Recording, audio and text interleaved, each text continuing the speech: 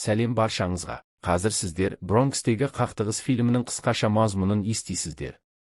Қытайлық Кёнг Нью-Йоркке ұшып келді. Ол ағасы Биллдің үйлену тойына келді. Кёнг Манхэттенге тамсанып қарайды. Бірақ ағасының дүкені Бронксте орналасқан. Қауіпті бандиттік ауданда. Кёнгтің әкесі атақты кунг-фу шебері болған. Жігіт әкесінің жолын қуып, осы жекпе-жек түрінде Гонконгта чемпион атанады. Кёнг жаттығу манекенін көріп шыдай алмай, жан тәнімен ағаш манекенді төпелеп, соғып шықты. Оны көріп, көрші үйдегі мүгедек арбадағы жігіт таңғалды. Кёнг оған өзінің ойын приставкасын сыйлап, баланы қатты қуантты. Оның ата-анасы жоқ, тек үлкен әпкесі ғана бар. Билл жиеніне өзінің азық-түлік дүкенін көрсетеді. Бүгін ол оны сатпақшы. Кёнг болашақ ағасының әйелін көру үшін ішке кірді, бірақ қателесті. Билл Қытай қызына емес, Бронкстегі қара нәсілді тұрғын қызға ғашық болыпты. Дүкенге болашақ иесі Элина келді. Билл дүкенді жарнамалайды, бұл 8 квартал ішіндегі жалғыз супермаркет. Болашақ тәтесі Кёнгтің бұлшық еттерін мақтады. Содан ол айна алдында бұлшық етін көрсеткісі келді. Бірақ айна мөлдіреді. Ал Элина оны да байқап қалды. Кёнг кабинетке кіріп, қыз оның қисаңдауын көргенін түсінді. Келісімшартқа қол қойылды. Билл Элинаны ертең өтетін үйлену тойына шақырды. Досынан қымбат антикварлық лимузинді жалға алды. Қалыңдықтың артынан баратын түнде Кёнгтің ұйқысын дәл терезе астындағы мотоцикл моторларының гүрілі бұзды. Екі банда жарыс ұйымдастырған. Жарысқа қатысатын қыздар мотоциклмен тұрақта тұрған көліктердің арасымен өтуі керек. Жол жөнекей бәрін қиратып келеді. Басқа машиналардың қатарында қымбат лимузинде тұрған еді. Кёнг сасқалақтап араласу керегін түсінді. Ол баспалдақпен төмен түсіп, лимузинді өз денесімен жауып тұрды. Соның кесірінен қызыл киімдегі қыз жарыста жеңілді. Дәл сол сәтте полиция келіп, бұзақыларды таратып жіберді. Кёнг ағасының үйлену тойында Элинамен қайта кездесті де, осы аптада дүкенге көмектесуді ұсынды. Сонда Билл бал айын уайымсыз өткізе алады. Таңертеңгі жеңіл жаттығу кезінде Кёнг тонау туралы репортаж естіді. $7 миллион әшекей ұрланған. Жас жұбайлар саяхатқа кетті, ал пәтер Кёнгтің қарауында қалды. Ол Линиге қағаздарды беріп жатқанда дүкенге бұзақылар кіріп келді. Біреуі банкідегі шырынды ішіп қойды да бірнеше шоколадты ұрлап кетті. Элина бұған көз жұма салмақ болды, бірақ төлеуді талап еткенде, бұзақы банкісін еденге ұрып сындырды. Элина Қытай сатып алушысын қорғауды сұрады. Алайда бұзақылар бір банданың мүшелері еді. Сол кезде іске Кёнг араласты, оны бірден жан-жағынан қоршап алды. Анжела үлкен пышақ шығарды. Элина қорқып кешірім сұрай бастады, бірақ төбелестен қашып құтылу мүмкін болмады.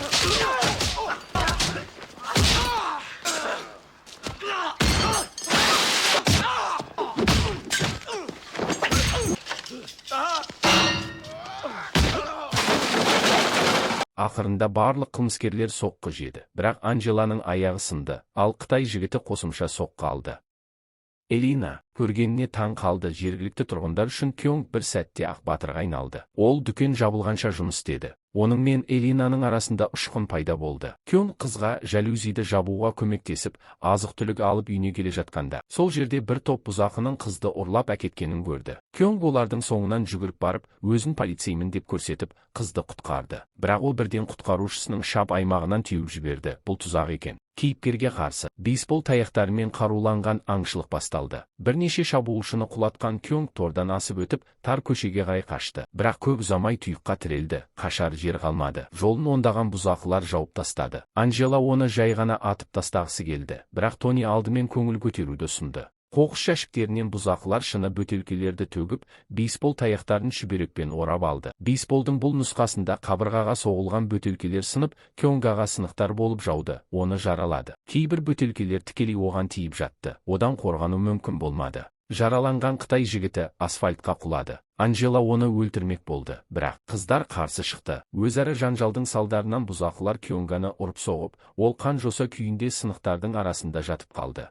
Бандит қыз Нэнси Деннидің әпкесі екен, әрі ең үлгілісі емес, кейде күндеп үйге келмей. Бала оған Кёнг туралы өзіне приставка сыйлаған керемет жігіт жайлы айтып берді. Бала арбасындағы жастығы туралы шағымданды, мүлде тозып кеткен. Оған жаңасы керек еді. Ал Нэнси оны сатып алып беруге уәде етті. Қанға боялған Кёнг әреңдегенде өз подъезіне жетті. Денни бұл олардың көршісі екенін айтты. Сонда Нэнси оған көмектесуге шешім қабылдады. Ер адам есін жиды. Нэнси оны шешіндіріп, жараларын өңдеді.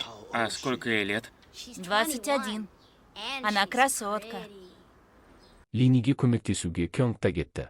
Алайда оған қайтадан панктер аңшылық ашты. Кёнг қашуға мәжбүр болды. Бандиттер жолындағының бәрін қиратып, соңынан қуып келеді. Бейшара тұраққа тығылды. Бірақ бейталы бұзақылар одан қалсар емес. Мүмкіндік туған сайын Кёнг оларды бір-бірден есінен тандырып отырды. Қыспаққа алған кезде батыл жігіт тұрақтың шатырына өрмелеп шықты. Қабаттан қабатқа асып өтті. Жоғарыда ол доптар тиелген көліктің ішіне жасырынды. Көлік пен доптардың иесіне бұл ұнамады, сондықтан ол Қытай жігітті ұстап берді. Бұзақылар көңілді болсын деп көлікті шатырдан итеріп жібермек болды. Кёнг соңғы сәтте құтылып үлгерді. Қуу жалғаса берді. Әбден титықтаған турист тағы да бұрышқа тірелді. Бір ғимараттан екіншісіне секіріп өтті. Бұл трюкті қайталауға ешкімнің батылы жетпеді. Қарақшылар ұрланған гауһар тастарға сатып алушы тапты, бірақ бірдеңе дұрыс болмады. Қарақшылар атысқа ұшырады. Олардың көлігі апатқа түсіп, дәл Кёнгтің үйінің жанында тоқтады. Сол жерде бұзақылар жиналып тұрған еді. Олар жараланғандардан алтынды шешіп алды. Ал Анжела чемоданды ұрлап кетті. Дәл сол сәтте қылмыскерлер де келді. Костюм кигендер келіп,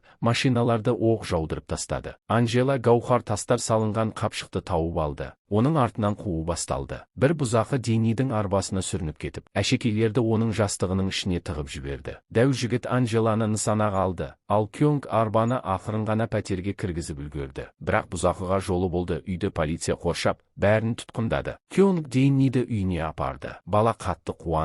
Әпкесі оған жаңа жастық сатып әперді. Бандит қыз көршісінің көзіне түспеу үшін жасырынып жүрді. Бірақ Деннидің оны жақсы көретіні туралы сөздері Нэнсиді толқытты. Ол шығып, Кёнгтен кешірім сұрады. Бала олардың бұрыннан таныс екеніне таңғалды. Ал ескі жастық гауһар тастармен бірге диванның астында қалды. Костюм кигендер ақ жолбарыстар тобына кіретіндер болып шықты. Оларды босатуға тура келді. Үстілерінен ештеңе табылмады. Полицейлер Анжеланы босатты. Артынан аңды орнату үшін түнде ақ жолбарыстар үйге қайта оралып, подъезді тінтіп шықты. Кёнгке өздерін ФБР агентіміз деп таныстырып, визитка берді. Қытай жігіті Нэнси биші болып жұмыс істейтін клубқа келді. Сол жерге Тони де адамдармен жетті. Нэнси оның қызы, бірақ дәл қазір ол Кёнгпен сөйлесуге отырды. Көп ұзамай оларды бір бұзақы байқап қойып, бастығына хабарлады. Жұп клубтан қашуға мәжбүр болды. Олар Нэнсидің мотоциклімен кетіп қалды. Қыз Кёнгтің өзіне көбірек ұнайтынын түсініп, оны сүйді. Бірақ мұның ақысын Элинаның дүкені күл талқан болып, оны бұзақылар талқандады. Тони одан Кёнгті қайдан табуға болатынын сұрап тергеді. Сол кезде ақ жолбарыстар екеуін жүксалғышқа салып, оларды ұрлап әкетті. Бірақ тастардың қайда екенін тек Анжела ғана біледі. Ол Денниді аңди бастады. Үлкендер кетіп қалған кезде, ол каталкадағы баланы лақтырып жіберіп, жастығын тартып алды. Бірақ ішінде ештеңе таппады. Бұзақыларды тергеу кезінде олардың біреуін ұсатқышқа тастады. Ал кері жағынан шыққан нәрсе қара пакетте. Кёнг талқандалған дүкенге келіп, олардың дәл өзін іздеп жүргенін білді. Элина досына көңілі қалған. Ал Кёнг бұзақылардан кек алуға шешім қабылдап, Нэнсиден оны олардың үйлеріне апарып тастауын сұрады. Ашулы кунг-фу шебері қылмыскерлерді сабамақ болды. Бірақ Тони оған жай ғана тапанша кезеді. Алайда Нэнси келген кезде, ол бәрібір жаумен жұдырықпен есеп айырысуға шешім қабылдады. Бұзақы кунг-фу чемпионына ештеңе қарсы қоя алмады. Көп замай соққы жеді. Ашулы қытайлық қалған бұзақыларды да соққыға жықты.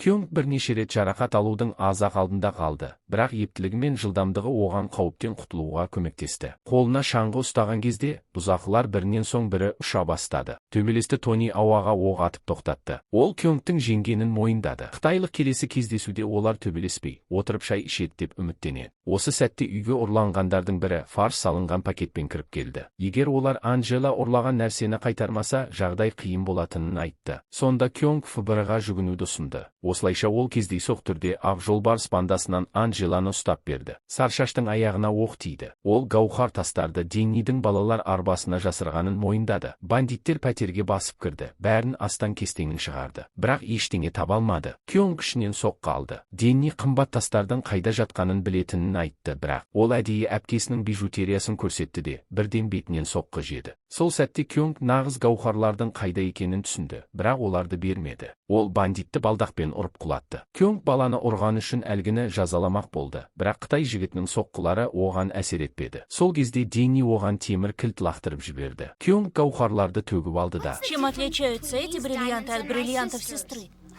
Думаю, эти стоят на $7 миллионов дороже. Бандиттерге басты қоңырау шалды, бірақ тұтқаны Кёнг алды. Ол қымбат тастарды достарына айырбастауды ұсынды. Кёнг баланы мектепке жіберді, ал өзі Элинаның дүкеніне барды. Ол жерде жөндеу жұмыстары қызып жатыр екен. Кёнг қыздан ұрланған гауһарларды бір жерге тығып қоюын сұрады. Қыз өтемақы ретінде бірнеше тас алғысы келді. Осы кезде банданың бастығы келіп Кёнгтен сауда залына түсуін талап етті. Кёнг төменге түскенде бүкіл супермаркетке тартылған көптеген тізбектерді көрді. Ол Элинаны қауіп туралы ескертпек болды, бірақ ол сыртқа шығудан бас тартты. Жүк көлігі барлық тізбекті бірден тартып қалды. Ғимарат бірнеше секундта құлап, карта үйіндей быт-шыт болды. Босс қайта қоңырау шалды. Ол бір сағаттан кейін кездесетін орынды белгіледі. Кёнг нағыз полицияға хабарласты. Полицейлер оған тыңдау құрылғысын тағып, бандиттерге көрсету үшін бір тас берді. Кёнгтің міндеті оларды сөйлетіп, кісі өлтіру мен тонауларын мойындату. Кездесу мейрамханада өтті. Мұртты жігіт тасты тексерді. Қалған гауһарларды Кёнг достарын босатқаннан кейін әкелетінін айтты. Бірақ ол қателік жіберді. Ол бастықтарының лақап атын айтып қойды. Бандиттер Қытай жігітінде тыңдау құрылғысы болуы мүмкін екенін түсінді де, оны қайық гаражына алып кетті. Расында да микрофон шашының арасына жасырылған екен. Босс Кёнгті және кепілге алынғандарды өлтіруге бұйрық берді. Гауһарлар маңызды емес деді. Бірақ Кёнг өлуге асықпады. Ол бандиттерден қорғанып,